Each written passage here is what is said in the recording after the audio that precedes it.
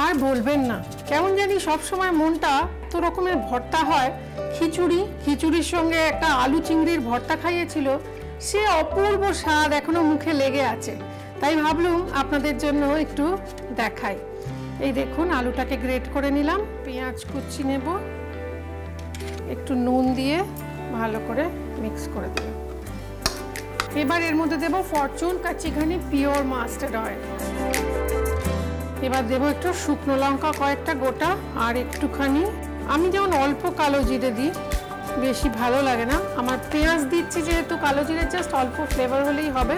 এবার দেব রসুনের কিমা, যে পেঁয়াজটা নুন দিয়ে মেখে রেখেছিলাম সেই পেঁয়াজটা, কাঁচা লঙ্কার কিমা, এটা একটু ভাজা ভাজা হবে। সামান্য কুচো চিংড়ি আমি কুচিয়ে রেখেছি,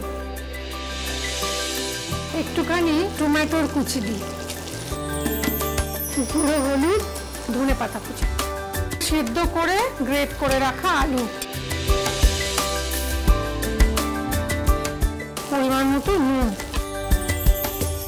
আমাদের মোটামুটি আলু চিংড়ি ভর্তা রেডি। দেখছেন চিংড়িটা কিন্তু বেশি হবে না, চিংড়িটা একদম একটু একটু মুখে পড়বে এরকম। এইবার এটা কিরকম ফাইনালি দেখতে হলো চলুন দেখি। Already and served.